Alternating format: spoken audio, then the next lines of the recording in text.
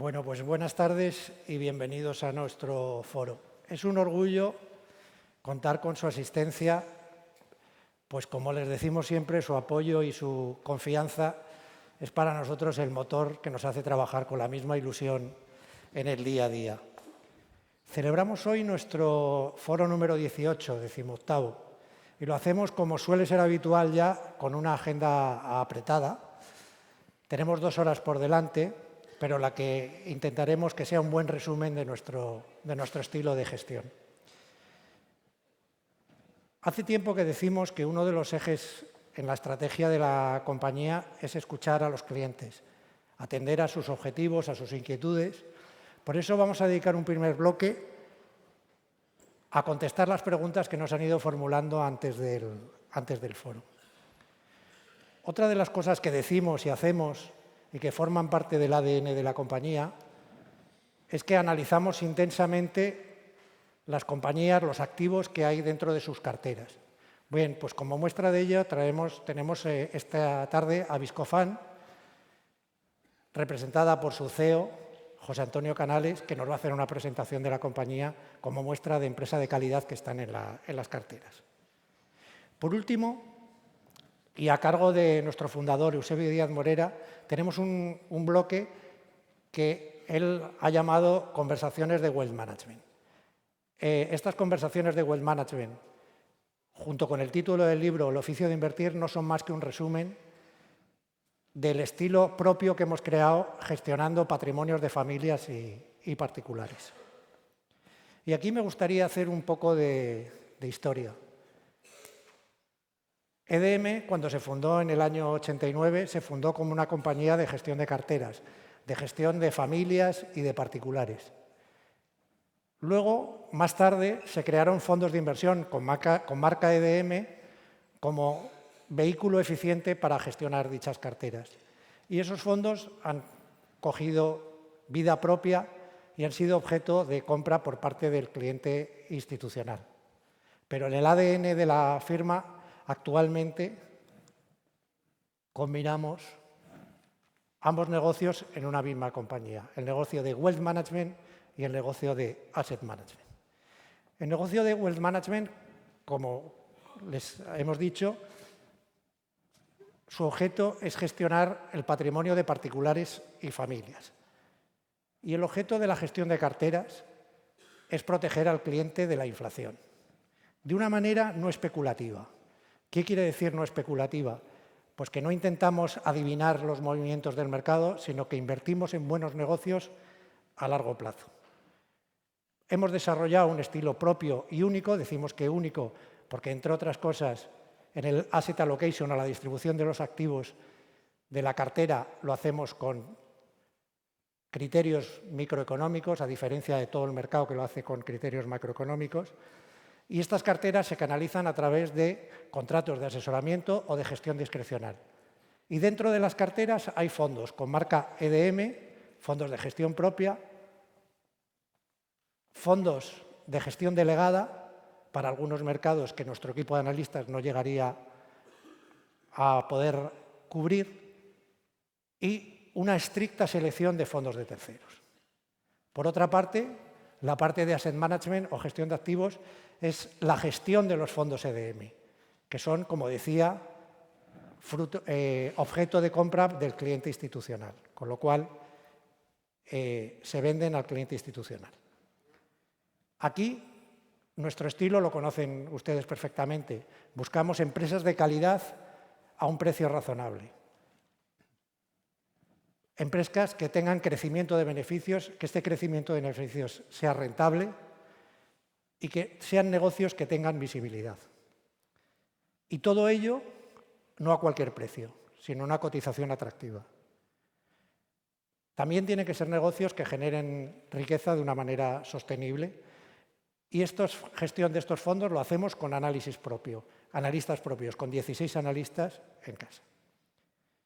Solemos decir que hay una parte cualitativa en nuestra gestión y que de algún modo hacemos una suerte de private equity de empresas cotizadas, porque conocemos muy bien a los equipos directivos de las empresas donde invertimos.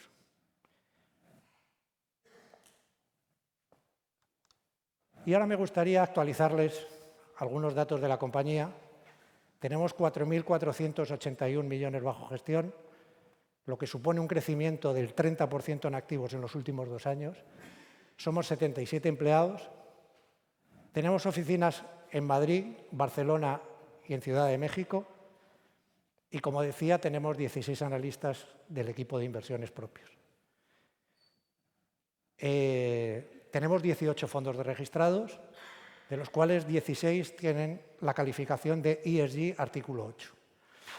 Y sin más, les doy paso a Eusebio Díaz Morera, que va a moderar la ronda de preguntas que nos han formulado. Muchísimas gracias.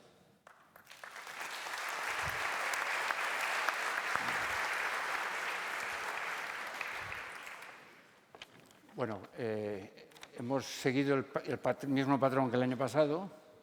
Solicitamos a los asistentes que nos formularan preguntas y hemos recibido un verdadero alud de preguntas. Son casi 30, lo cual hace imposible que las podamos responder en el calendario que tenemos, en el horario que tenemos. Entonces, lo que hemos hecho con mis colegas, que son los que realmente han preparado un poco las respuestas, ha sido agruparlas en 2 bloques, esencialmente. Un primer bloque de tipo macroeconómico, accidentes geopolíticos, inflación, activos para protegerse de la inflación, las elecciones en Estados Unidos, en fin, todas las inquietudes que representan aproximadamente, no se sorprendan, el 60% de las preguntas que hemos recibido, lo cual demuestra que hay inquietud en estos temas. Este es el bloque 1. Y el bloque 2 se refiere ya a más temas específicos que tienen que ver con la selección de compañías, la valoración de compañías y muy en concreto sobre las compañías medianas y pequeñas, que en este momento tienen una situación bastante interesante que podremos comentar. Entonces, sin más preámbulos, yo voy a empezar a hacer algunas preguntas. Son ellos los que han preparado las respuestas. Yo simplemente lo que hago ha sido, bueno, ¿qué es lo que estáis haciendo? ¿Qué es lo que estáis viendo? Y entonces yo me he montado las preguntas, porque claro, he visto las preguntas, he visto lo que ellos han hecho e intento hacer un poco de organizador de todo esto.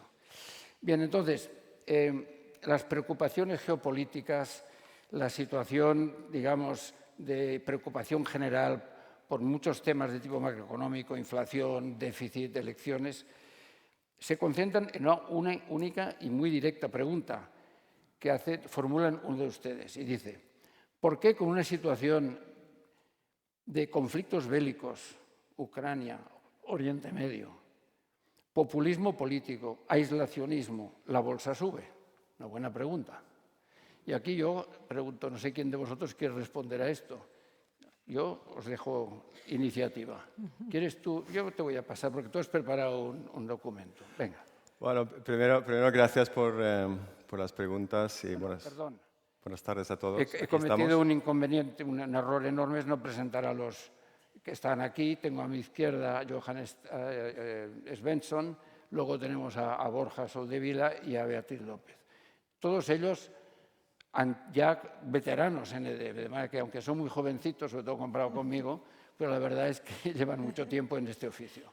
Venga, pues ya está. Johan, ¿cómo respondes? Bueno, lo que decía, buenas tardes a todos. El tema de preocupaciones e incertidumbre, pues no es nada nuevo. Esto es un gráfico que de hecho yo creo que lo hemos puesto cada año. Yo creo que vale la pena volver a reflexionar un poco sobre eso. Es contestar reflexionando sobre un poco la perspectiva de los últimos 35 años y puede sorprender que hemos superado tantos desastres, guerras, ataques terroristas, tenemos Lehman, crisis financiera, hemos superado COVID y en este caso la bolsa americana ha seguido avanzando. Algunos baches hemos tenido, por lo que hemos comentado, incertidumbre, preocupaciones, es algo que tenemos siempre. Entonces, es para dar reflexión y perspectiva en lo que hemos superado ya, esos 35 años. Y un poco detrás de todo esto, ¿qué hay? Pues en la siguiente lámina, lo que explica una gran parte de este avance que hemos tenido en renta variable en bolsa es lo que pone en este gráfico, que son los beneficios corporativos de Estados Unidos. Aquí, la fuente es US Bureau of Economic Analysis, por lo tanto, aquí están todas las compañías representadas. Aquí está, por supuesto, Tesla y Apple y Amazon, pero también está todos los sectores, como puede ser el sector de consumo, o bancos, o industria, o eléctricas. Y lo que quiere decir es que todas las compañías, todos los sectores, en su agregado, ha ido avanzando en crecimiento de beneficio. ¿Vale? Entonces, tiene unos componentes muy importantes para también pensar que hay algo de optimismo, ¿no? Pensando que esto puede seguir en el futuro también. Bueno, porque al final los componentes principales de este crecimiento de los beneficios de las empresas es actividad económica, crecimiento económico, la productividad que va mejorando. Algunos dicen que inteligencia artificial va a hacer las compañías más productivas aún, mejora la productividad, ya veremos. Y luego hay un último componente que es el tema de inflación.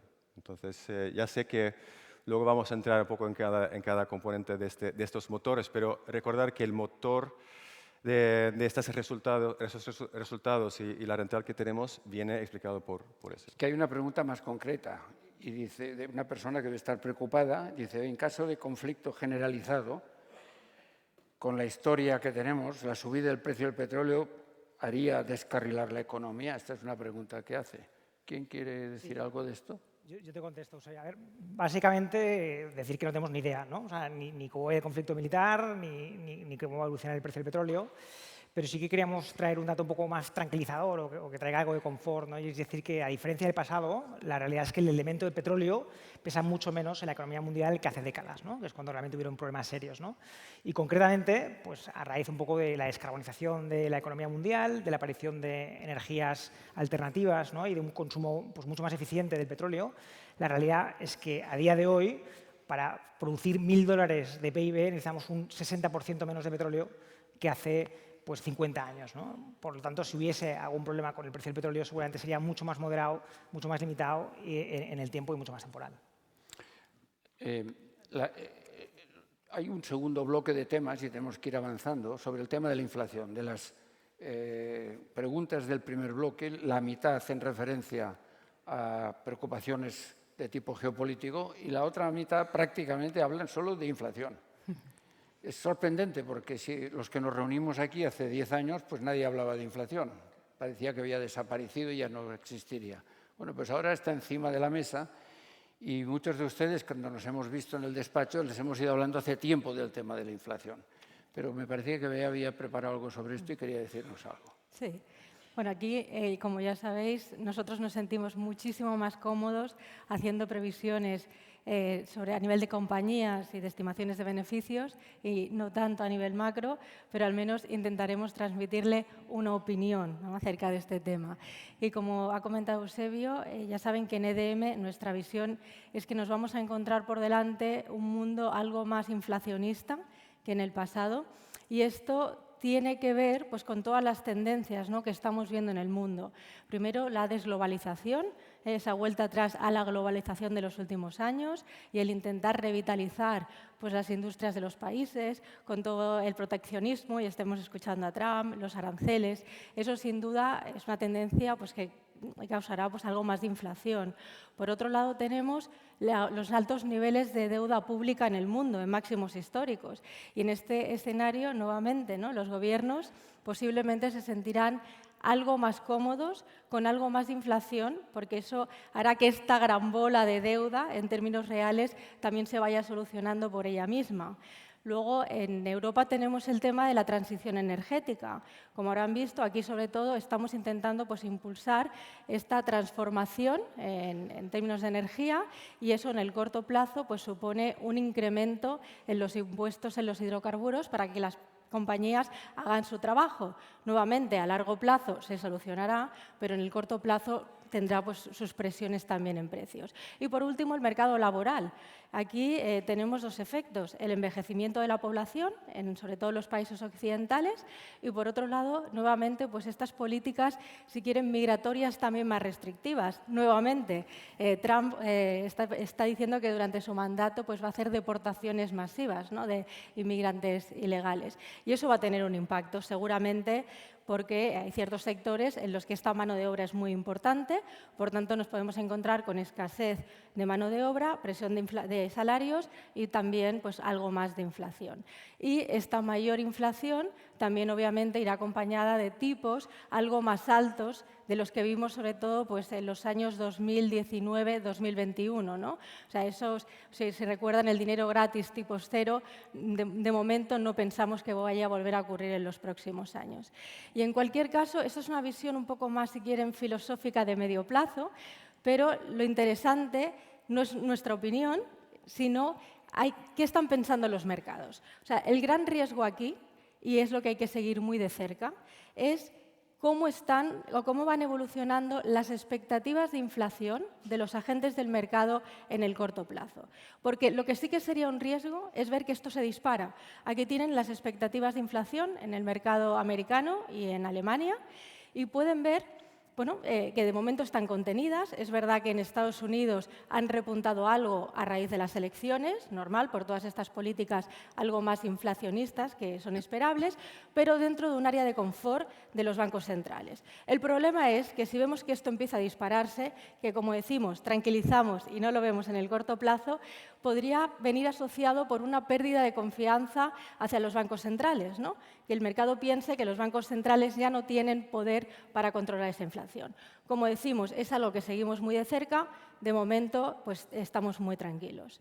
Y quizás ¿Qué hemos hecho en las carteras de renta? Exacto, yo creo que lo que más les puede interesar a ustedes es qué estamos haciendo nosotros con todo esto, ¿no? Entonces, en las carteras de renta fija, porque alguien nos preguntaba si veíamos una oportunidad ahí, la verdad es que sí. Creemos que para aquellos inversores que sean más conservadores tiene mucho sentido tener una parte en renta fija. Y, en particular, lo que estamos haciendo en nuestros fondos, tenemos básicamente EDM Renta y EDM Ahorro, que es nuestro fondo de renta fija algo más flexible. Estamos alargando el vencimiento, pero eso sí, siempre en la parte más conservadora de la renta fija. Donde estamos viendo más valores en la deuda soberana, sobre todo de la europea, donde vemos más bajadas de tipos en los próximos meses, y en la parte de la deuda corporativa de más calidad. Y, en cambio, estamos bajando un poco la parte de la deuda, si quieren, de las empresas de mayor riesgo, ¿no? Las que tienen más endeudamiento, porque lo que nos están dando de más creemos que no compensa por el mayor riesgo que estamos asumiendo. O sea, en concreto, es una buena oportunidad.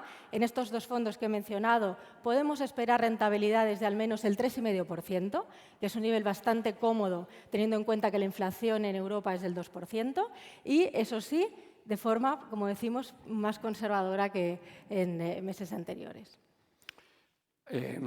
Yo retomo el tema de la inflación en relación con las elecciones en Estados Unidos, porque hay 4 preguntas sobre qué va a pasar tras la elección del presidente Trump. Bueno, ya se pueden imaginar cuál va a ser mi respuesta, y es que no tenemos ni idea.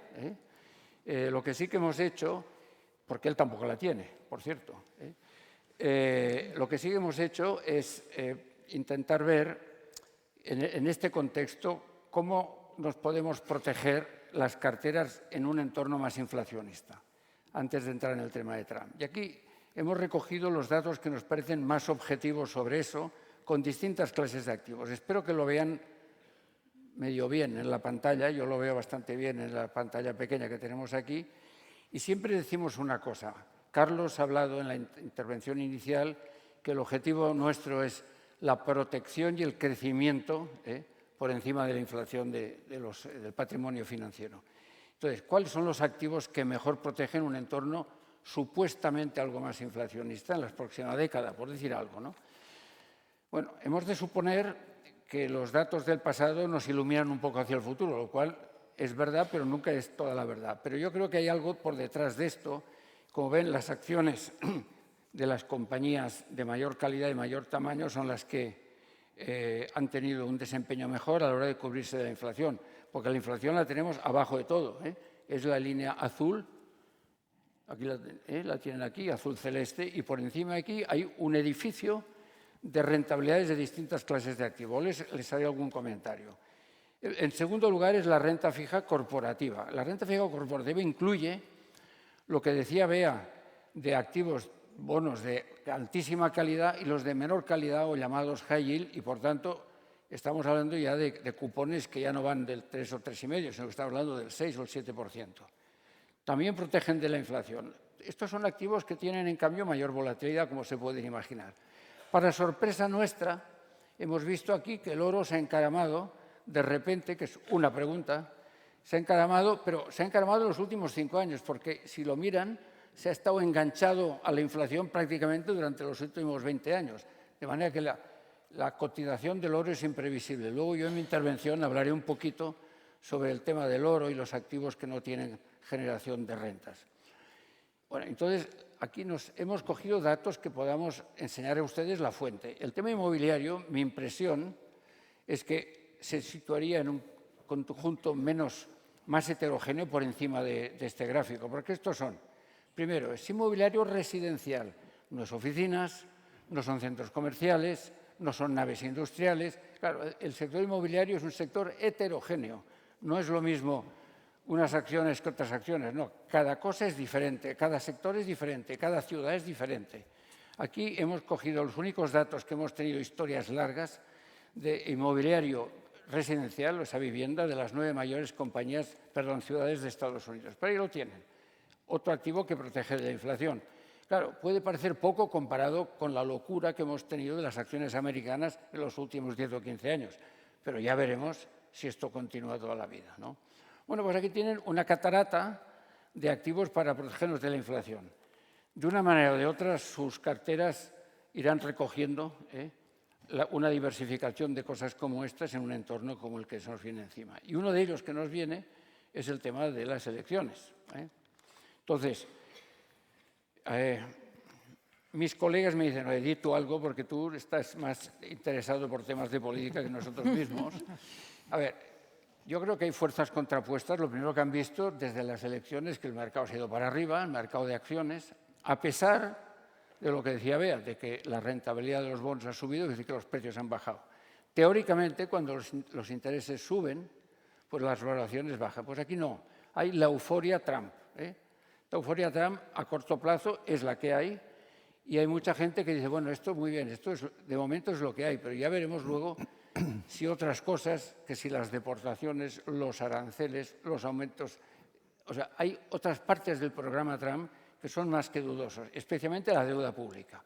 Aquí tienen una nota que publicó la Universidad de Pensilvania antes de las elecciones, 15 o 20 días antes de las elecciones, me lo trajo Johan, de cómo se incrementaría el déficit en cada uno de los dos candidatos. En azul estamos hablando de la señora Harris y en rojo del presidente Trump. Pues ya se ve que el programa de Trump, con esta bajada de impuestos dramática que quiere hacer, teóricamente compensada con los aranceles, ya veremos, aumenta el déficit público primario. El déficit público primario es antes de intereses, es como el EBITDA de las compañías, ¿no? Pues con eso es lo que tienes dinero para devolver la deuda, ¿no?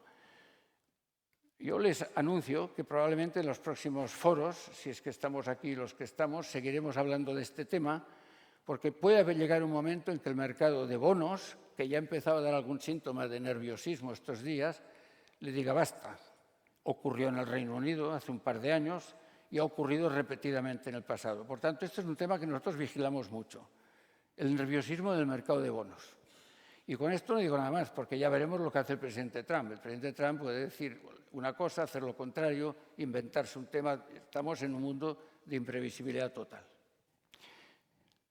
Bien, hay una pregunta, ya que hablamos de Estados Unidos, que está un poco que es bisagra entre el bloque 1 y el bloque 2.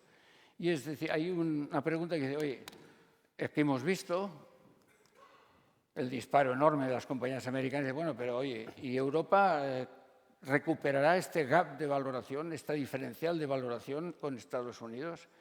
Y aquí mis 3 colegas han estado dándole vueltas a este tema con bastante intensidad y me gustaría que han preparado 2 cosas que yo las voy a poner y a ver qué nos dicen, ¿no? Bueno, la primera parte lo puedo intentar contestar yo. Es una conversación que tenemos a menudo con clientes, es normal.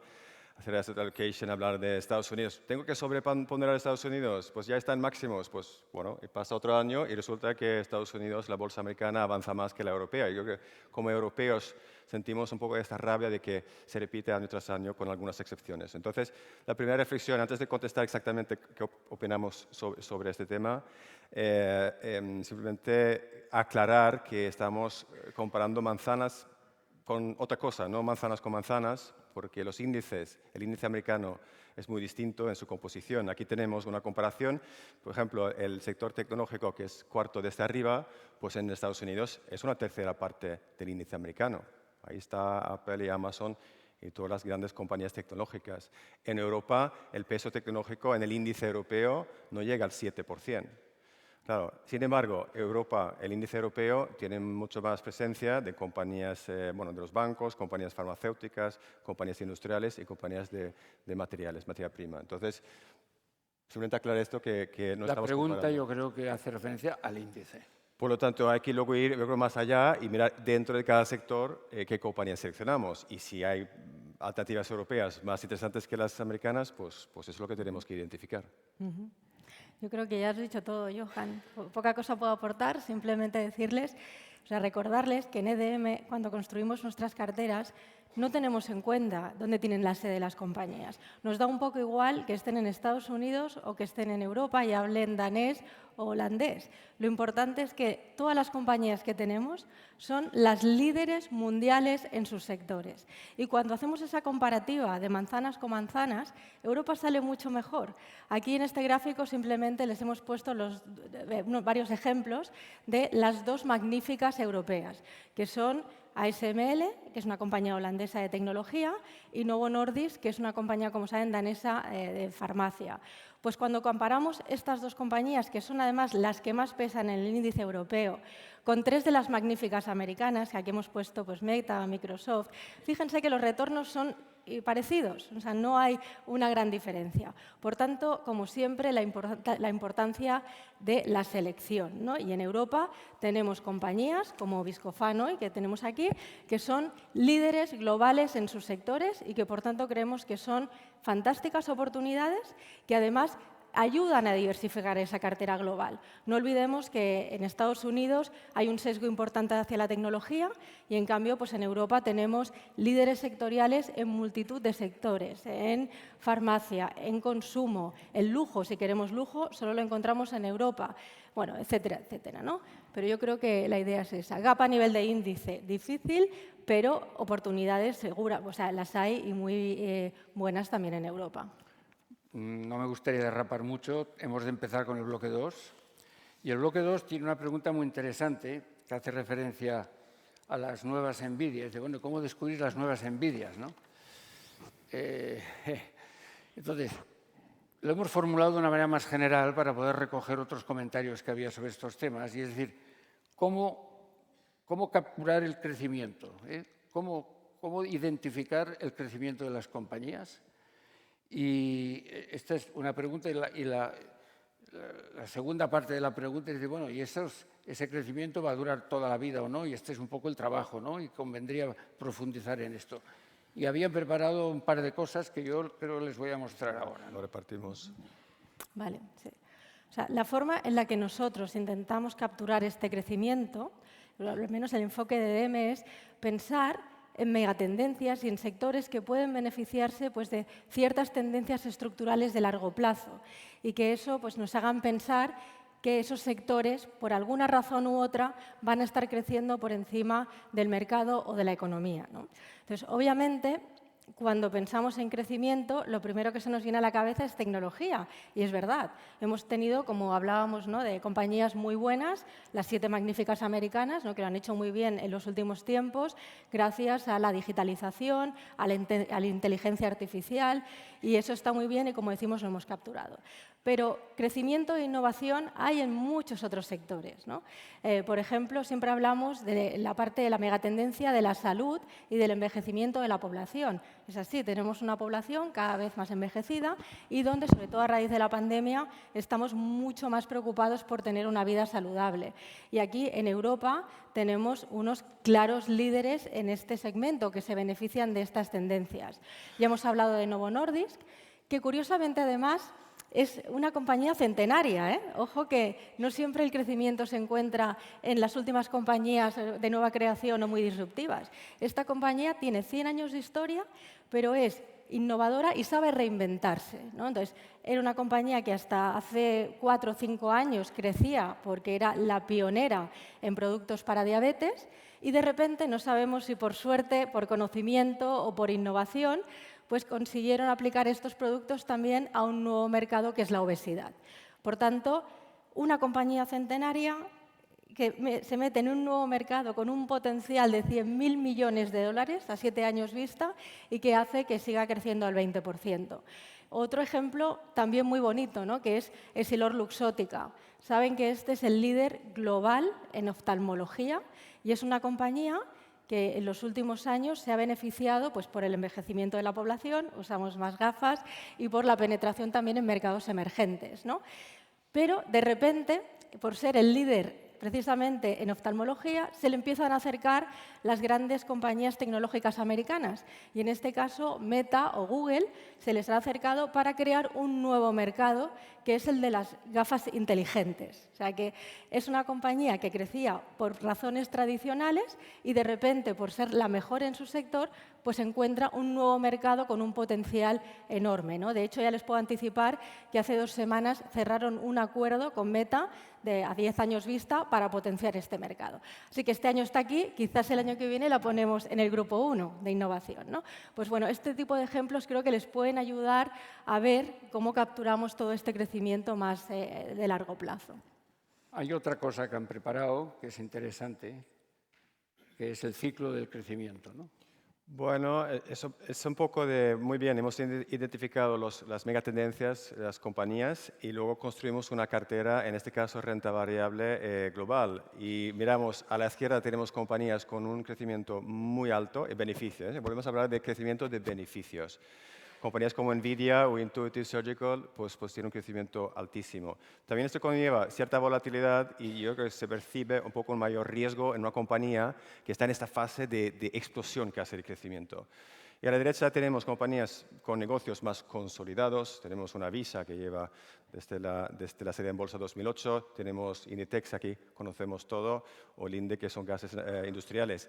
Compañías que van creciendo bien, haciendo chup-chup, más visibilidad, mejor, más previsible en ese sentido, y esto conlleva un menor riesgo y menos volatilidad, y lo vemos los días de... ¿Y qué pasa cuando el ritmo de crecimiento se estanca? Bueno, al final, este gráfico es conceptual, ¿no? Pero al final, una vez que la compañía va madurando, consolidándose, pues al final, por naturaleza, el crecimiento tiene que ir cerca. Muy interesante esto porque si vieran las carteras nuestras de hace 25 años en Estados Unidos, verían que no tienen nada que ver con la cartera de ahora. Porque lo que eran líderes de crecimiento de consumo en los años 80, ahora son con crecimientos del 2, 3, 4%. De manera que estaríamos en esta fase. Y por eso es tan importante cuando construimos una cartera, tener estos perfiles de crecimiento en cuenta e intentar reequilibrar la cartera. Buscar crecimiento, pero también equilibrar la cartera entre compañías con altísimo crecimiento y crecimiento un poco más bueno, pero más modesto. Aquí hay un matiz quizás en el mundo de las compañías pequeñas, ¿no? Porque mucha gente nos pregunta por qué no buscamos la siguiente Nvidia, ¿no? Porque no invertimos en compañías de tecnología de muchísimo crecimiento, ¿no? Nos encantaría encontrar una Nvidia, pero la realidad, y aquí lo explica muy bien, ¿no? La realidad es que en esa fase de mucho crecimiento, las compañías peligrosas, las compañías pequeñas son realmente más arriesgadas, ¿no? Es un producto muy nuevo, que no está testado, no hay una ventaja competitiva consolidada. Coloquialmente decimos, no sabemos, hay un chino en un garaje inventando algo mejor que lo que tenemos nosotros, ¿no? Entonces, realmente queremos que haya más historia que podamos analizar y que nos permita estar más tranquilos, ¿no? De todas maneras, Hoy vamos a ver una compañía que pues, forma parte de la cartera de DB Pointer y de la cartera de inversión. Es una compañía mediana, pero que fue pequeña y que demuestra que no es necesario tener NVIDIAs para tener grandes rendimientos en la cartera, ¿no? Se trata de Viscofan, es un líder mundial en un nicho, no me han dejado decir qué nicho para no hacer spoiler, y es una compañía aparentemente aburrida, pero que sin embargo lleva 20 años dándonos una rentabilidad del 14% anual. Bueno, aburrida no se lo digas a él, que está todo el día dándole que te pego. O sea que... Lo digo porque a veces pues, no hace falta tener una NVIDIA para tener una rentabilidad buenísima, ¿no? Hacer un 14% anual durante 20 años significa multiplicar por 16 la inversión, ¿no?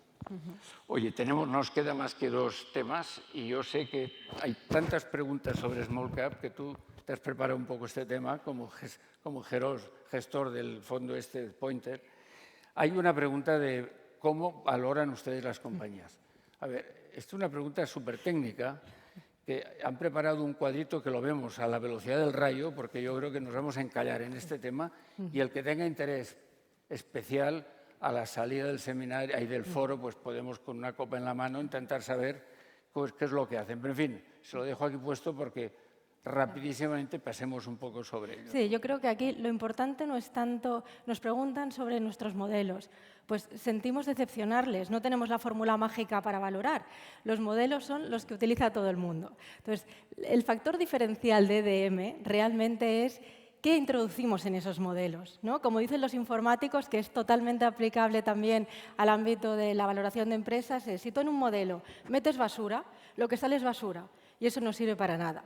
Entonces, nosotros tenemos un enfoque que creemos que hace que esos inputs son bastante más fiables y, por tanto, las estimaciones que sacamos de esos modelos van a parecerse mucho más a la realidad. Y, básicamente, para resumir rápido, 2 puntos básicos. Primero, conocer bien las compañías que tenemos en cartera. Eso es básico, saber qué tienes entre manos y por qué una compañía que hoy crece va a seguir creciendo durante mucho tiempo y qué planes de CAPEX tiene y dónde va a expandirse. O sea, todo ese tipo de cosas que son tan importantes. Y, en segundo lugar, seleccionar compañías donde hacer esas estimaciones de beneficios, de flujos de caja, sea más fácil.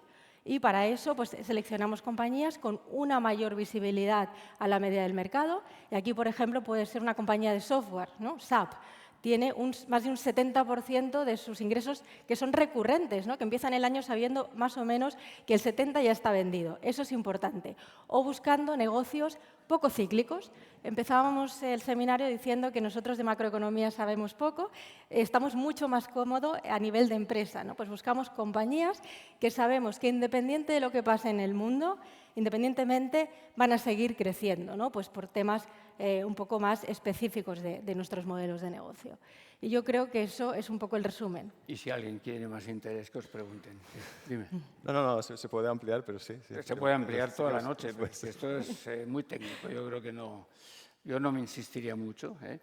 Y entonces me concentraría en la pregunta sobre las compañías pequeñas y medianas, que por razones que alguien nos va a explicar, tienen en este momento una oportunidad muy interesante. Y esto es lo que nos va a explicar Borja. Sí, efectivamente, ¿no? Yo creo que vale la pena poner en contexto la pregunta, ¿no? La realidad es que llevamos 3 años, desde 2022, en el que las compañías pequeñas han dado una rentabilidad relativamente modesta y, sobre todo, si la ponemos en comparación con las compañías de mayor tamaño, ¿no? Lo que a la gente le sorprenderá, y es realmente extraordinario, es que esto no ocurría, que las compañías pequeñas lo hagan peor que las grandes durante 3 años, no ocurría desde hacía 25 años, ¿no? Y yo creo que este gráfico lo explica perfectamente, lo voy a explicar porque si no, no se entiende absolutamente nada, pero básicamente aquí vemos la valoración relativa entre las compañías pequeñas y las compañías grandes del mercado norteamericano en los últimos 50 años. Hemos cogido el mercado americano porque es el que tiene más historia, pero esto es 100% replicable en Europa, ¿no? Y la realidad es que vemos que la media, o sea, aquí básicamente lo que viene a decirnos es que la media, las compañías pequeñas y las compañías grandes cotizan al mismo múltiplo, ¿no? 1.1. Las compañías pequeñas cotizan un poquito más caras porque crecen un poquito más. Pues si una cotiza per 15, la otra cotiza per 15, ¿de acuerdo? Y esa es la media histórica. Sin embargo, vemos que actualmente cotizamos con un descuento de casi el 40%. Y esto no ocurría desde hacía 25 años. Y la anterior vez a esos 25 años fue hace 25 años, ¿no? O sea, es realmente algo extraordinario. Y entiendo que la pregunta que nos han hecho es, oye, ¿esto cuándo va a revertir? ¿Va a revertir y cuándo va a revertir, ¿no? Y yo creo que para contestar a esa pregunta primero tenemos que entender por qué ha ocurrido esto. Y la razón es relativamente sencilla, tiene que ver con la psicología inversora, con las emociones, ¿no? El primer ingrediente que se tiene que dar es miedo, es temor, es nerviosismo, ¿no? La gente es consciente que las compañías pequeñas son algo más sensibles al ciclo y, por lo tanto, cuando hay periodos de incertidumbre, tienden a refugiarse en las compañías más grandes que las identifican o las aprecian como compañías más sólidas, ¿no? Hasta ahí absolutamente comprensible, ¿no? La pregunta es, ¿estamos ante esa situación o no estamos ante esa situación, ¿no? Yo creo que, hombre, siempre decimos que el mundo es incierto, pero claramente llevamos 3 años muy convulsos, ¿no? Hemos vivido las tasas de inflación más altas en décadas, acompañadas, a consecuencia de eso, de las mayores y más rápidas subidas de tipos de interés de los últimos 40 años, ¿no? O sea, es una época convulsa. Sin embargo, ese único ingrediente, el miedo, no hace que se dé estos gaps de valoración. De hecho, estos gaps de valoración predicen muy mal las recesiones, aquí lo veis, ¿no? Y de hecho, en el año 2007-2008, que fue la gran crisis financiera del último siglo, no había este gap de valoración. El ingrediente que falta, y es curioso, es el contrario. Es la excitación, es la emoción. Me explico, que aparezca una tecnología o una innovación que vaya a transformar el mundo. Y este es el caso, claramente, de la inteligencia artificial, ¿no? Esto ha ocurrido en multitud de ocasiones en el pasado y lo curioso es que se concentra, esa oportunidad se concentra en un puñado de compañías grandes que se identifican como las ganadoras en esta nueva tecnología y absorben toda la atención y todo el capital del mercado, haciendo que el resto de compañías pues, desciendan, ¿no? Y obviamente nos encontramos en esa situación. La inteligencia artificial es una tecnología que va a cambiar el mundo. Nvidia es la compañía más valiosa del planeta hoy en día y, por lo tanto, pues se dan los dos ingredientes que nos llevan a esta situación tan atípica, ¿no? Oye, Borja, este gráfico, si no se piensa bien, sugiere como una catástrofe, ¿no? En esto, y yo te pedí, digo, oye, pero explica un momento el fondo que tú gestionas, cómo ha hecho desde que se lanzó, ¿no? Sí. Pequeña cuña publicitaria, ¿eh? No, completamente, ¿no? La realidad es que lo que tiene que ocurrir para que revierta es que las emociones se normalicen, que la gente se dé cuenta que el mundo no se acaba y que pasemos a fijarnos digamos que en los fundamentales de nuevo, ¿no? Dejemos las emociones de parte y nos vayamos a ver los beneficios que, por cierto, son mucho menos volátiles, ¿no? Y la realidad es que, bueno, pues como Eusebio siempre dice, primero me gusta coger un poco de perspectiva, ¿no? Entonces siempre dices que la inversión no es una foto, que es una película. Y es verdad que estos 3 años han sido convulsos, pero si cogemos un poco de perspectiva, pues vemos que DME Pointer desde su lanzamiento ha dado una rentabilidad muy buena y que ha superado a las compañías pequeñas europeas y a las compañías grandes europeas, ¿no? Si nos vamos a fijar a estos 3 años concretamente, y ahora voy a hablar tanto de DME Inversión como de DME Pointer, porque ambos invierten en compañías pequeñas y medianas, aunque en distintas geografías, la realidad es que estos 3 años los fondos se han revalorizado un 7 o un 8%. Esto es una rentabilidad modesta y de la cual no estamos satisfechos, ¿no? Pero lo más importante, y aquí viene la parte más importante de la respuesta, a pesar de todo el rollo que he metido, lo más importante es el subyacente de los fondos. ¿Qué han hecho las compañías en estos 3 años? ¿Qué han hecho los beneficios de nuestras compañías estos 3 años? Y la realidad es que han subido un 30%. Es decir, han crecido en este entorno tan complejo, han crecido un 9% anual, un 8 o un 9% anual, ¿no? ¿Qué significa eso? Pues que los fondos se han abaratado, que han pasado de estar de PER 13-14 a PER 10-11, ¿no? ¿Y qué tipo de reversión podemos esperar una vez se normalicen las emociones? Bueno, pues de media, en los últimos 15-20 años, estas compañías han cotizado a PER 16. O sea, realmente nosotros lo que vemos actualmente, y ya sabemos que llevamos varios años diciéndolo, pero lo que realmente vemos es una oportunidad histórica de invertir en líderes mundiales en determinados nichos, compañías con muy poca deuda, con equipos gestores detrás de primera calidad, a una valoración súper atractiva, ¿no? Y para acabar, voy a parafrasear a Benjamin Graham, que explica esto mucho mejor que yo y que al final lo resumen, que en el corto plazo los mercados son máquinas de votar, se guían por las emociones, pero en el largo plazo son máquinas de pesar y pesan beneficios. Bueno, pues ahora vamos a ver, vamos a dejarlo aquí para dar paso a Viscofan. Se les agradezco mucho la atención y vamos a seguir con el foro. Muchas gracias. Para enfocar esta tercera parte del foro que hemos titulado Conversaciones sobre Wealth Management. Lo primero es recordar la razón, ¿no?, para hablar de Wealth Management. Carlos Llamas ya lo ha apuntado, pero es que el 70% del volumen que EDM gestiona está en manos de clientes con los cuales tenemos contratos de gestión discrecional o de asesoramiento. Lo cual quiere decir que es el corazón de nuestro negocio. El Wealth Management y el Asset Management, que lo ha explicado muy bien, están muy ligados, muy próximos. De hecho, las conversaciones que hemos tenido aquí enseguida se nos escapan cosas que hacen referencia a cómo seleccionamos los activos. Pero yo me voy a concentrar en la parte esta de Wealth Management. ¿Por qué? Por dos razones, ¿no? En primer lugar, porque así como Asset Management tiene teoría y cada gestor tiene su manera y su estilo de inversión y lo está documentado y tiene una base académica, en Wealth Management no lo hay, no hay teoría, es una práctica, pero caray, una práctica que nos absorbe el 60 o el 70% del tiempo de las personas que trabajamos. Yo creo que esto es algo que debe suplirse. Y aprovecho para decir que hoy es la presentación de un libro que hemos escrito que se titula precisamente Conversaciones sobre Wealth Management, que se les entregará a la salida para aquellos que lo deseen. Y la segunda razón es que es diferente Wealth Management de Asset Management en un punto crucial. Así como Asset Management está vinculado a la selección de los activos en función de su calidad, de su valoración, Wealth Management está focalizado en el inversor. Son cosas completamente diferentes. Incorpora aspectos que no tienen solo que ver con una parte técnica, tiene que ver con una parte humana de la confianza entre el cliente y el gestor.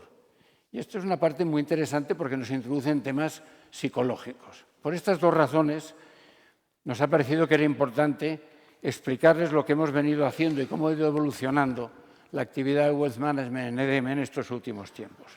Entonces, también decir que aquí de lo que se trata es de cumplir el objetivo del inversor, no se trata aquí de batir índices, no. Cada inversor tiene sus objetivos. Para uno será prepararse para la jubilación, para otros será, yo qué sé, pasar este patrimonio a la generación que sigue. Las fundaciones tienen sus obligaciones. Cada inversor tiene sus objetivos. Y nuestra misión en Wealth Management es cumplir este objetivo a largo plazo, que en general, ya les avanzo, que es preservar el patrimonio y protegerlo a largo plazo con su crecimiento. Y este es el tema. Entonces, este librito empezó siendo como un manual interno, pero luego nos hemos ido animando y se ha convertido en un libro que luego los que quieran lo podrán leer y yo les aconsejo que se lo lleven a casa y lo lean un ratito. Pero lo que yo quiero hoy compartir con ustedes son lo que yo llamo cuestiones previas. Cuestiones previas que son fundamentales para que nos entendamos con nuestros clientes. Porque hay tanto ruido en el mercado, tanta confusión sobre las cosas, que yo creo que es bueno que compartamos lo que son cuestiones previas. La primera es entender bien cuáles son los objetivos del inversor. Entonces, cada inversor tiene, partiendo de unos recursos financieros, tiene sus necesidades y a veces, igual que antes hablábamos de una situación que no se puede cumplir los 3 puntos simultáneamente, sino solo 2, nos encontramos con que hay que entender bien cuáles son las necesidades financieras. Por esto, yo insisto, preguntar y escuchar. Ahora nuestro regulador nos ha impuesto una serie de documentos que al final se rellenan de una manera bastante mecánica y un poco burocrática, pero no es esto de lo que se trata. De lo que se trata es de entender verdaderamente cuáles son los objetivos del inversor. Y estos objetivos, si no se entienden bien, introducen malentendidos y luego desencuentros. Por tanto, entender bien cuáles son sus necesidades financieras y de esto determinar cuál es la rentabilidad objetivo a largo plazo. Estamos siempre utilizando conceptos de largo plazo y es importante llegar a esto como un objetivo estructurando las carteras de determinada manera, pero que puede incurrir en un problema de aceptación del riesgo por parte del cliente que no sea compatible. Determinadas rentabilidades objetivo implican activos de cierta volatilidad y para esto no hay que tener solo una aceptación intelectual del riesgo, hay que tener estómago. Y en general nuestros clientes al principio sobrevaloran su capacidad de aceptación del riesgo. Esto solo se vive como el año 22, donde hemos tenido caídas muy importantes, ¿no? Entonces, esto le llamamos un trilema, porque son aquellas situaciones que muchas veces los 3 objetivos simultáneamente no se pueden cumplir y hay que llegar a un compromiso de claridad con el cliente. No me voy a entretener mucho más, pero claro, hemos hablado de riesgo. ¿Pero qué es el riesgo? Esta es una buena pregunta, ¿no? Para empezar, recordarles de que no hay inversión sin riesgo. La inversión sin riesgo no existe, si no, no habría retornos. El problema es adaptar el riesgo que el cliente puede aceptar con el riesgo del patrimonio, ¿no? Ese es el punto. Entonces, tenemos aquí un conjunto de riesgos. Hay varios. Aquí hemos puesto, luego hablaré de la volatilidad un momento. Definitivamente decirles dos cosas. Primero, sin liquidez no hay volatilidad. Pero esto no quiere decir que un activo ilíquido no tiene volatilidad, lo cual no quiere decir que no tenga riesgo. Puedes invertir en una compañía no cotizada y tiene riesgo. No tendrá volatilidad, su precio, pero sí que tiene riesgo. El mayor riesgo es el de la insolvencia, cuando el impago o la quiebra hace que sea irreversible la recuperación del patrimonio invertido. Estamos infringiendo el primer principio y el primer compromiso con el cliente, que es la preservación del capital, ¿no? Por tanto, tenemos aquí un conjunto de riesgos que nosotros hemos de compartir con el cliente de una manera clara, y hay tanto ruido en el mercado que se confunde un poco todo. Empezando por el tema de la valoración. El tema de la valoración es importante porque no se puede arrancar un proyecto a largo plazo en un momento horrible. Vamos a verlo esto. Aquí tienen la volatilidad, ¿no? Este es el índice norteamericano, el Standard & Poor's, desde el año 25 hasta octubre del 2024. Aquí tienen esto que a la gente le horroriza, ¿no? Y dice, oye, el 20 y tantos % de los años tiene resultado negativo. Bueno, muy bien. Si tienes un problema de necesidad de disposición del dinero, tienes un problema.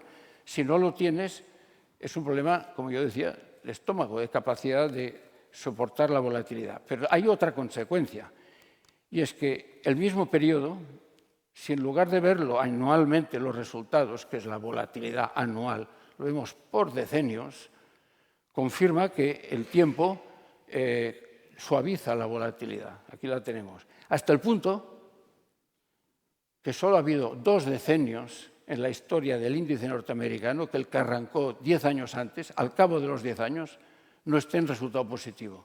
Y me dirán, bueno, ¿y esto cuándo ocurrió? Pues en la burbuja de Internet, algunos de ustedes lo recordarán. Ahora estamos obsesionados, y no quiero decir que no haya sobrevaloraciones, pero con los multiplicadores de los 7 magníficos están a 30 veces, pero es que Cisco en el año 98 estaba a 160 veces beneficios. Claro, ni el tiempo fue capaz de absorber esta sobrevaloración inicial, ¿no? Entonces, la reflexión, aparte de la suavización de la volatilidad, es decirles, el momento de iniciar un proyecto de inversión a 5, 10, 15 años es importante. Por eso hay que ser muy prudente a la hora de la construcción de la cartera. Esta evolución que ven aquí la acaba de explicar Johannes Benson hace un rato en el coloquio, ¿no? Siempre lo mismo, ¿no? Pero la pregunta más filosófica, ¿no? ¿Podemos conocer el futuro? O sea, de hecho, 2/3 de las preguntas que se nos han formulado eran preguntas, ¿no? ¿Qué va a pasar? ¿Qué va a ocurrir? Y no solamente qué va a ocurrir a 3, 4, 5 años, sino qué va a ocurrir en los próximos 3 meses. Es comprensible.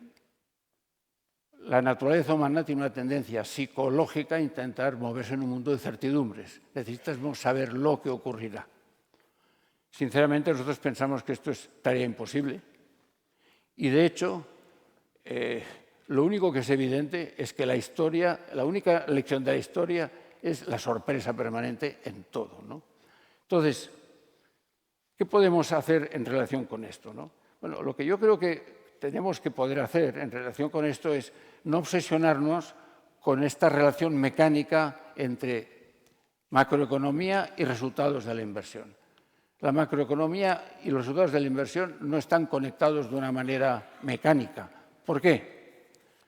Porque los resultados del mercado están en relación a unas personas que son los inversores. Y los inversores se mueven por expectativas, no por una realidad macroeconómica. Es curioso. Muchas veces hay momentos de la historia en los cuales la situación macroeconómica no es buena y el mercado sigue subiendo. Alguno de la pregunta que se ha hecho hoy de, bueno, ¿qué está pasando? Veo el mundo muy mal y, sin embargo, la bolsa sube. Se nos ha dado una versión fundamental, suben los beneficios. Pero además hay una posición positiva, favorable, de expectativa de los inversores. Y entre la macroeconomía y el mercado están los inversores y sus expectativas. El problema de los inversores financieros, se nos acaba de explicar una evolución de ¿cuántos años de Viscofan? Recuérdamelo, desde la fundación. 50 años. Son 50 años trabajando. Los inversores financieros están todo el día cambiando sobre la marcha sus expectativas a una velocidad fulmínea. Es un tema de blanco o negro. Esto hace que sea totalmente imprevisible. Nosotros no construimos a largo plazo en función de la macroeconomía, como ha quedado dicho, sino en función de expectativas de rentabilidad a largo plazo en las distintas clases de activo.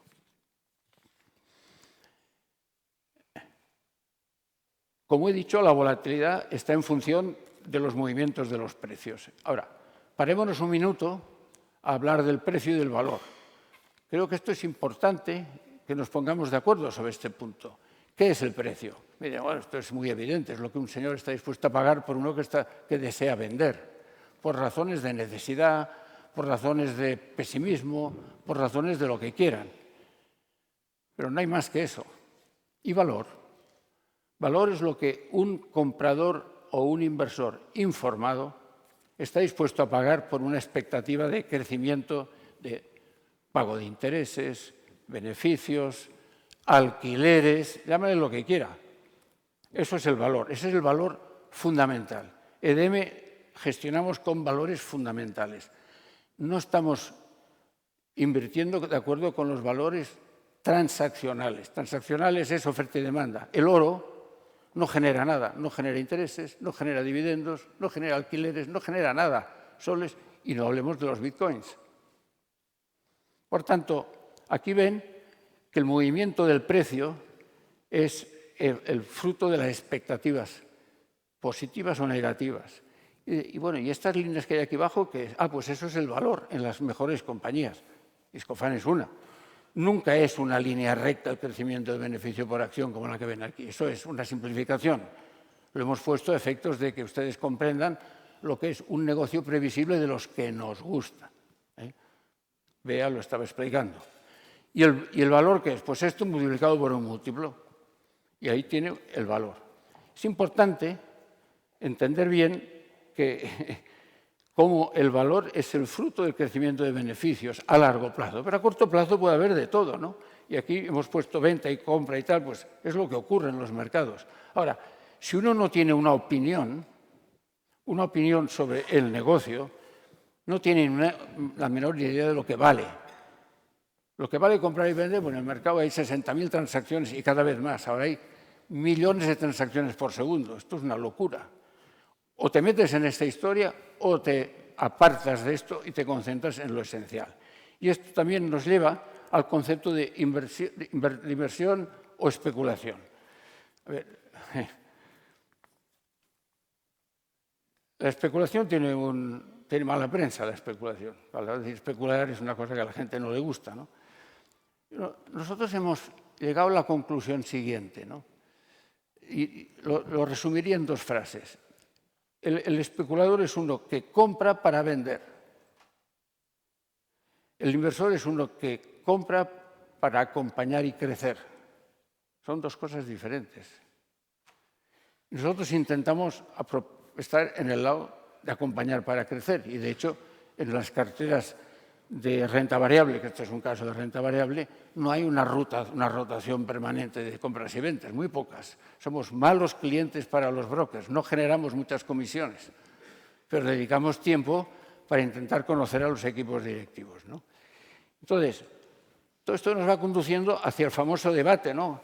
Ustedes son gestores de value, gestores de growth, bueno, estos son palabritas marketingianas. Todo es value en la inversión. ¿Qué quiere decir esto? Pues de lo que se trata es de capturar el valor. Lo que pasa es que se puede capturar de muchas maneras, ¿no? Se puede capturar solo mirando el precio, diferencias de precio, o se puede capturar invirtiendo en compañías que tengan crecimiento. En general, los inversores infravaloran la potencia del crecimiento como generador de valor. Hemos tenido un ejemplo hace pocos minutos, ¿no? Cómo ha ido creciendo el beneficio a lo largo del tiempo y el valor de la compañía ha ido creciendo. Luego el mercado lo va interpretando en cada momento por razones que a veces no tienen mucho que ver con la realidad. A esto le llamo yo lo que nosotros hacemos, buscar el crecimiento. Pero buscar el crecimiento hay que tener opinión sobre cuál va a ser el crecimiento futuro. Muchas veces explicamos a nuestros clientes qué esperamos del crecimiento de los próximos 5 años. 5 años. Esto no hay nadie que lo haga. Es una opinión. Crecerá al 7% anual acumulativo, al 3%, al 15% anual acumulativo. No tiene nada que ver. Eso es una opinión. El value convencional es agnóstico sobre el crecimiento del negocio. Solo lo único que quiere es, oye, yo compro este precio y a este otro cuando está así yo vendo. Son cosas diferentes. Nosotros practicamos este tipo de compañías. Ha salido Novo Nordisk, ha salido Visa. Es un ejemplo muy fácil de entender. Si estas compañías crecen el beneficio, será muy raro que a largo plazo, pero siempre hablamos de largo plazo. Es que machaco esta palabra porque sin plazo no hay proyecto de inversión desde el punto de vista de wealth management. Están recordando que me voy tardando. Bueno, no quiero retrasar. Una pregunta que nos hacen los clientes en estas conversaciones de wealth management. ¿Es la inflación un riesgo? Pues hace 4 o 5 años la verdad es que nadie lo preguntaba. Y ahora hay mucha gente que lo empieza a preguntar. Y con razón. Desde el COVID hasta hoy, los precios medidos por el índice de precios al consumo han aumentado un 18%.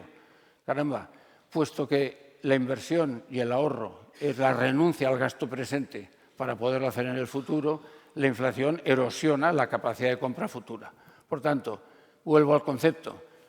Nuestra obligación como wealth managers es proteger de la inflación. Hemos puesto aquí este gráfico que ya lo pusimos hace un año en el foro del año pasado, los que estuvieron aquí, y era recordar que con una inflación del 4%, que no sé si será del 2, no sé si será del 4, pero en cualquier caso puede perder entre el 20 y casi el 40% de poder de compra a largo plazo en 10 años si no hace nada. Si pone el dinero en un banco y le da el 0,50 o al 1% por debajo de la inflación. Por tanto, hay que hacer algo. ¿Es un riesgo la inflación? Sí, es un riesgo. Entonces, vinculado a la inflación está el tema de los tipos de interés. Este es un tema muy mal comprendido por la mayoría de nuestros clientes cuando se aproximan a nuestras oficinas para hablar de esto. ¿Por qué tanta importancia de los tipos de interés? Bueno, los tipos de interés son importantes en una cosa que es un poquito difícil de explicar. Yo he intentado ponerlo aquí de la manera más sencilla que he sido capaz, ¿no? De nuevo, volvamos al concepto fundamental. ¿Qué valen las cosas fundamentalmente? Pues aquí lo tiene. Tengo un activo, pueden ser bonos, pueden ser acciones, pueden ser inmuebles, da igual, que va a producir una serie de retornos anuales durante los próximos 10 años. Pregunta, ¿cuánto debo pagar hoy? Este es el origen del problema de los tipos de interés. Entonces, puesto que el beneficio o los ingresos de dentro de 10 años no es lo mismo cogidos hoy que dentro de 10 años, aquello de que más vale pájaro en mano que ciento volando, le tenemos que capitalizar todos estos retornos esperados a día de hoy. Y esto utilizamos un concepto que es la tasa de descuento. Tasa de descuento, tasa de actualización, tasa de capitalización, llámale como quieras, es lo mismo, ¿no? Entonces, esta tasa de descuento, pues si es un activo que tiene bajísimo riesgo, prácticamente coincidirá con el tipo de interés en el mercado. Ya vemos aquí un factor. Suben los tipos de interés, descuento a tasas más altas, tengo que pagar un precio más bajo. Dicho de otra manera, quiero una rentabilidad alta y de pagar menos al principio. Pero puede ser que ese negocio tenga más riesgo. Entonces le tengo que añadir al tipo de interés una prima de riesgo. Y eso es cómo funcionan las valoraciones fundamentales que no nos ha dado mucho tiempo en la fase del coloquio de aclarar. Solo es esto, pero no está mal. Hay muchas opiniones sobre cuál tiene que ser la prima de riesgo, muchas opiniones sobre qué tipo de presente o futuro, y ahí está un juicio de nuevo. Esto es mecánico, esto lo hace, cuando éramos jóvenes lo hacíamos con una Hewlett Packard, nada, y ahora lo hacen todo con unas hojas Excel maravillosas que lo hacen estupendamente, ¿no? Esto es la importancia del tipo de interés en las valoraciones. Otro tema importante a compartir con todos ustedes es el tema del interés compuesto. El interés compuesto, cuando yo estaba haciendo primero de bachillerato, me acuerdo que me enseñaban el interés simple y el interés compuesto. Yo, la verdad, era una formulita y no entendía nada, ¿no? Bueno, es la clave de la inversión a largo plazo. Les hemos puesto dos tablitas aquí para que lo puedan compartir. Si tenemos un tipo de interés compuesto del 10%, la inversión inicial de 100, invertido y reinvertido su retorno del 10% año tras año, nos permite doblar el patrimonio en 7 años si no disponemos. O sea, la idea central es que yo hago una inversión y al cabo del primer periodo reinvierto no solo la inversión inicial, o sea, no me la llevo, la sigo reinvirtiendo. Y observen, 100, 110, el segundo año tendría que ser 120, no, es 121, el tercer año es 130, no, es 133. Esto va adquiriendo una parábola típica del interés compuesto. Otro ejemplo sería el 7%, que doblo en 10 años, si no dispongo. Observen cómo las disposiciones anuales le quitan potencia al interés compuesto, porque le estoy quitando vela. Todos los años me estoy llevando una parte de la reinversión, me la estoy llevando a casa, para lo que sea. Por tanto, el interés compuesto es importante en la medida en que podemos utilizarlo en toda su potencia con las reinversiones. Hay una frase del que fue socio de Warren Buffett, Charles Munger, que murió hace poco tiempo, que decía, a la vista de esto, decía, es importante no interrumpir innecesariamente el trabajo de interés compuesto. Entonces, ahora pondré algún ejemplo más, pero los que quieren hacer gimnasia rápida, y yo cuando era más joven, que había inflaciones muy altas, teníamos el algoritmo del 72, esto que en EDM llaman la calculadora de Eusebio. Esto es la calculadora de Eusebio, muy fácil. Y es decir, si yo quiero un interés del 10%, ¿cuántos años tardaré en doblar el capital? Y el número se aproxima bastante a 72, lo hemos visto antes. Un 10% en 7 años doblo. Y al revés, si yo quiero doblar en 5 años, ¿qué tipo de interés compuesto necesito para cumplir este algoritmo? Son 5 años, se dobla en 5 años. Al 15% anual acumulativo se dobla en 5 años. Pero para esto hay que tener fortaleza intelectual y estómago para aguantar las cosas. Entonces, les hemos puesto aquí un ejemplo de un cliente que tiene una vocación de solo crecimiento a largo plazo, se ha creído aquello de que las acciones son la mejor protección de la inflación y lo ha vivido, porque con una inflación del 1,7 anual acumulativo de los últimos 10 años ha hecho un 8,6% en tasa interna, son casi 7 puntos por encima de inflación, fenómeno. Pero para llegar a este número ha aguantado un año del -8 y otro año del -23 y ha perseverado. Por tanto, el interés compuesto sin perseverancia es imposible. Pues tú ya lo saben, porque lo hemos venido explicando toda la vida. Entonces, para terminar y cumplir casi estrictamente el horario previsto, les explicamos todo esto porque en los últimos años hemos ido fortaleciendo los procesos de gestión patrimonial para hacerlos robustos, homogéneos e iguales para todos los clientes. No la sustancia, pero sí el mecanismo, ¿no? Y esto es lo que hemos llamado las 5 fases de la gestión patrimonial, ¿no? Entonces, la primera fase ya lo hemos visto al principio, era aquel triangulito famoso, los objetivos y las directrices de inversión, la planificación financiera, ¿dónde voy? Mis circunstancias, qué riesgo estoy dispuesto a asumir, etcétera, ¿no? Entonces, esto nos lleva a, de acuerdo con rentabilidades y riesgos, necesidades de disposición o no, para estructurar una cartera de acuerdo con las clases de activo que razonablemente y a largo plazo, no quiere decir en cada momento, sino como concepto, como proyección estratégica, tiene que ser esta cartera, ¿no? El siguiente paso es decir, bueno, pues yo ahora voy a construirlo, voy a seleccionar, y aquí nuestros amigos de Asset Management nos ayudan y nos pueden ofrecer desde fondos, títulos, acciones o lo que sea para meterles dentro de cada cajón de las diferentes clases de activo que componen la cartera. Luego viene otra fase, y es decir, bueno, y todo esto puede ir cambiando, porque el mundo cambia. Con un año del menos 22, como tuvimos, de 23, me parece que salía, no me acuerdo, había una oportunidad clarísima de comprar, pero si yo no tengo activos disponibles para la compra, estoy bloqueado, tengo solo que aguantar, ¿no? Por eso ahora, últimamente, estamos teniendo en todas las carteras activos de baja volatilidad disponibles para la inversión, para aprovechar las oportunidades, ¿no? Y finalmente, el cliente evoluciona, las circunstancias cambian, puede necesitar dinero, puede decir, oye, a partir de ahora yo, mira, he perdido el trabajo, ya me quiero jubilar y quiero cambiar, o ahora tengo que comprar unos activos para mis hijos o lo que sea, ¿no? Por tanto, hay que ir adaptando la cartera, ¿no? Todo esto puede parecer como muy mecánico, pero no es lo más importante. Esto hay que hacerlo, seguro que sí, sí o sí. Pero lo más importante es los aspectos más fundamentales. Esto es la disciplina, pero luego la sensibilidad y la confianza que se establece entre cliente y gestor, esto es lo fundamental. Por esto nosotros le llamamos esto el oficio de invertir. Queremos seguir siendo gestores de oficio, no gestores industrializados donde parece que esto todos son kilos de carne, no de chorizo ni de fuera, no, carne, ¿eh?